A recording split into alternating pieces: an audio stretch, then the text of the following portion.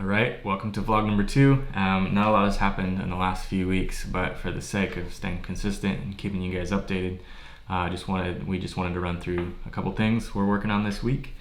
Number 1, we got our employee identification number back from the IRS. So we previously had been running our coffee cart as just a sole proprietorship because we have a photo and video business as well, and we've been kind of just like lumping those together.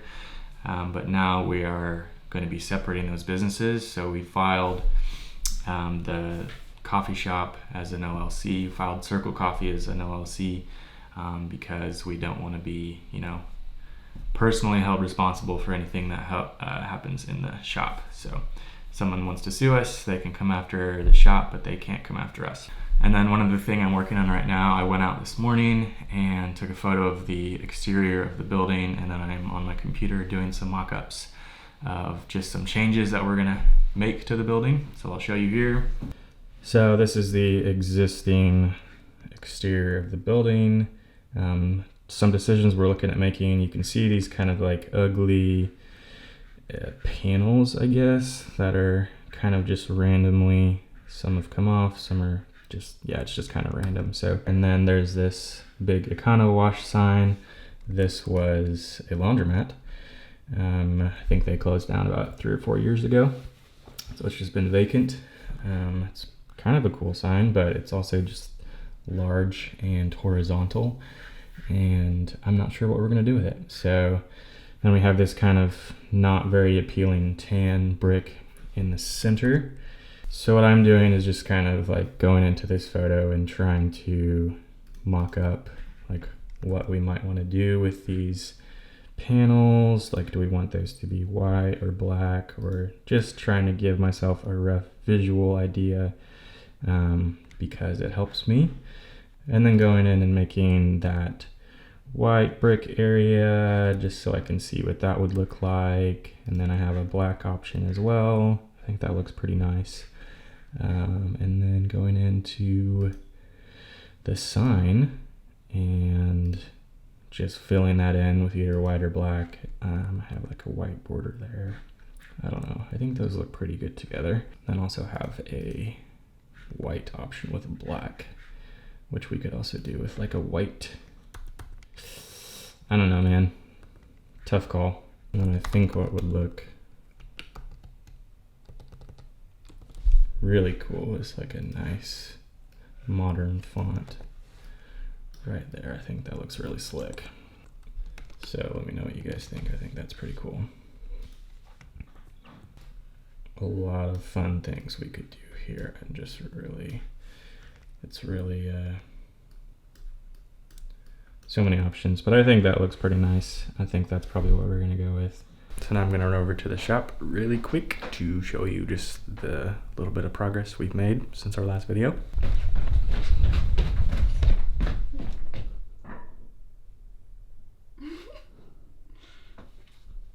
Okay, bye. Okay, bye. Shut up. A couple weeks ago, someone stole my truck. So this van is what we've been using to tow the coffee cart around the past few months. So I don't have a truck anymore. So if you're a thief and you're watching this, please don't steal this van. So not too many updates since our last video. This wall has come out in here, and they painted that side wall, but the wall was against this post, and it's going to come out to this one, so we'll have a bigger kitchen.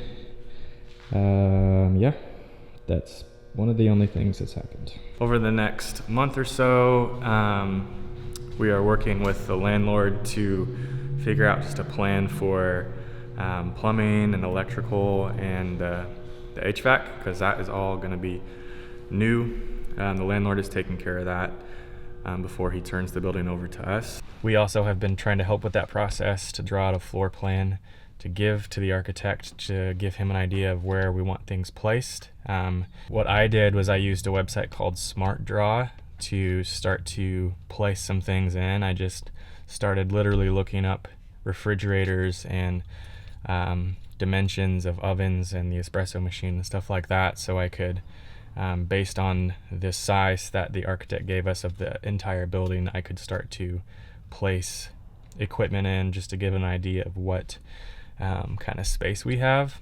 So that's actually what led to the decision to extend the kitchen wall, just looking at how little space we had with the equipment all placed in there. So that was a really helpful thing for me, just visually getting to place things into the program. So all this is very confusing to me because we have an architect we're working with who has to give plans to an engineer who needs to, finalize his electrical and plumbing stuff and then stamp that to give to the city, who has to approve the plans. And all these people kind of work independently from each other, and so it's just overwhelming. And I've never done any big project like this, so I've never had to go through all these hoops. So there are lots of build out hoops that you have to go through. Just one more thing to consider. It's sure getting dark out earlier, isn't it? Yeah, it's really crazy. Yeah.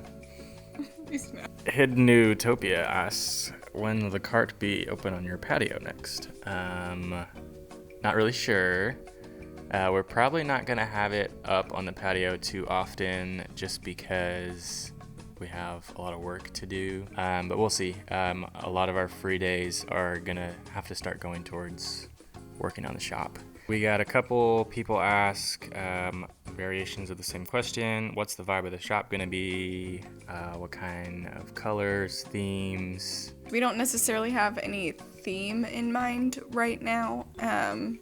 We're still brainstorming on some of the decorations or murals or things that we want in there, but we do know we want some light wood accents in there, some black accents, and then the building itself, as you saw in the last video, was there's a lot of white, and we want to keep that white and keep the concrete floors too. So we also want to have a lot of plants in there. Yeah, we don't want it to be we want it to be modern, but we don't want it to be like too modern to where it's not comfortable, if that makes sense. So similar question, Kirby asks, which coffee shops have we been to that inspired the vision for the build out? So there's not necessarily one place that we've been to that we're like, this is exactly what we want our coffee shop to look like, let's imitate it. It's just been, we like going into coffee shops together and kind of looking around and asking each other, what do you like in here? What do you not like in here? And we're a lot more focused, I guess, on how spaces feel too. Like when we walk in, what makes us feel cozy or at home here. And so we like talking about those things and taking some from each shop we go into. Yeah, so a couple shops that we have liked just being in, we won't necessarily draw like complete design inspiration from, but some that come to mind are like 1900 Barker in Lawrence, Decade in Lawrence, Messenger in Kansas City, Quava in Portland, Cafe Communion. Some that I have never been to, but really like just the feel online. That's a really stupid thing to say, but I just like the way they look. Would be Wayward in Texas and Neat Coffee, which I think is in California. But yeah, those are a few that we hope to draw some sort of inspiration from. All right, next question comes from Lily and Maddie, which is, what is your everyday coffee order? Jackie? My everyday coffee order is just black coffee, unless it's in the summer, and then I really like espresso tonics. Ooh. Mine is just kind of depends. I go through phases, so lately it's been a cappuccino. I usually make a pour over at home, and then by the time I get to a shop to do some work, I'm kind of craving something with some milk. So, cappuccino. Yeah. Milk. Simone asks, will you have matcha? Yes. Yes. We don't currently do matcha because the coffee cart, we just try to keep a pretty simple menu, and it's just a couple more pieces of equipment that we don't want to bring with us, but we will be doing matcha at the shop, probably from Hugo Tea, which is our tea partner. They're awesome, And yeah, we're excited to make some matcha for y'all, and we're probably gonna include it in some like fun seasonal drinks too. Easton asks, what equipment are you planning on purchasing? It's a very long answer. We have a ton of equipment to purchase, so we're gonna be buying a La Marzocco 2-group machine, most likely, a Linea PB, automatic machine. We're gonna have a Malkin grinder, and then a couple more grinders for like single origin and decaf, and then kitchen equipment is a whole different answer. All the, oven, refrigerators, freezers. Yeah, lots of equipment. We'll probably make a video where we list out specifically what we're buying, and then maybe even like prices and stuff like that. So if you're looking at doing the same thing, you can look at that. You can like and subscribe below. Okay. All right, next one. Abby asks, how did you get into coffee? Jackie? When I was a kid, I watched my mom drink it all the time, and so when I got to middle school and high school, I started drinking it every morning. And then Cool. I like coffee. But I got into it, and then once I got to college at KU, there were a few shops that I started going to more regularly, like 1900 Barker and Alchemy and Decade there. And that was my first experience with really good coffee. And yeah, just kind of what coffee could actually be. And so I got really into those shops, and that's kind of how I got into more specialty coffee, not just the Keurig. Yeah, I did not drink coffee in high school. I think it was probably a year or two into college. I'm pretty sure I did not like it right away, so I started with the super sugary stuff, the iced lattes and stuff like that. And then I think I'm pretty sure it's just like I slowly started adding less cream to my coffee. And then I think what really, the switch that flipped was having a pour over at PT's. That just like blew my mind, and it was like, oh my gosh. I think my black coffee experience before that was like at church, which is like just, yeah. When I had a pour over done right for the first time, I think that was like whoa, coffee. It's Whoa, coffee. I was like, whoa, coffee. Righteous, dude. Yeah.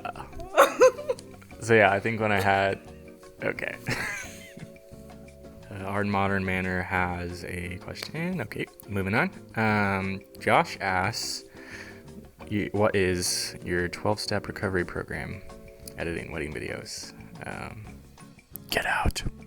David asks, what do you want for dinner?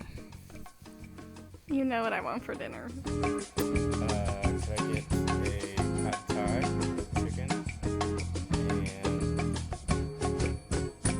All right, next question. Will you guys still offer the coffee cart?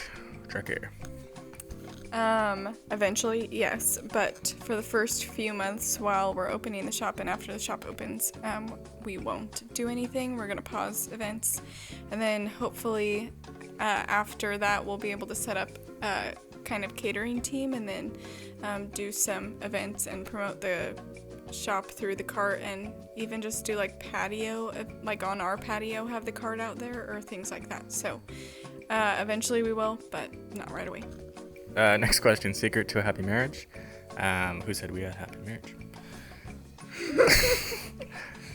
Just kidding. But still, I feel like we are very much working on that. Marriage is a lot of hard work. It's fun, but it's a lot of hard work. And so one thing that has helped our marriage for sure is kind of having people that we can air some of our dirty laundry out to, and they can encourage us and encourage us in a healthy way towards each other. Not like, oh yeah, that was really stupid that David did that, but like somebody that will be like, how can you love David better in that? And yeah, that's been super helpful for us. Yeah, marriages do not survive in a box, so just like she said, invite other people into it and go on date nights and stuff and spend time with each other. And we're still figuring it out. We're happy. Craig says, install a cafe dog, please. That's not a question, but we will heavily consider that. I don't know how you install a dog, but... I'm rooting for that as well, Craig.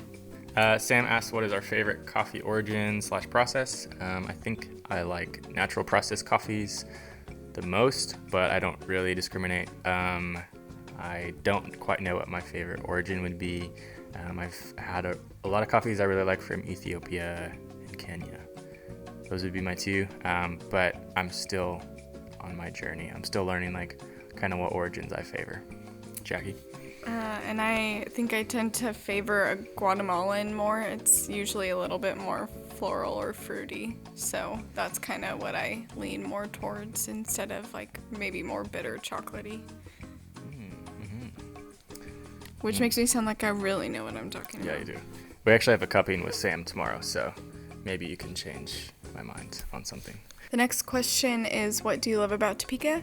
And a few things I love about Topeka. David's family being here is really great. And then our friends and the community that we have here. And I have come to appreciate the pace of life in Topeka. It's just generally a lot slower, which has actually helped me slow down and learn how to actually rest in a lot of ways. And gives you a lot more space to create because you're not just like sprinting around everywhere and trying to compete with everybody. So those are things I've come to appreciate. I don't think I have a deep answer right now. Yeah, the people. We have a lot of great friends and my family here that we love. There's a lot of opportunity, I would say, is one way to put it. Yeah. Yeah. Topeka. Top city, baby. When you're here, you're family. Thank you guys for caring enough to ask us questions and to watch this video. See ya.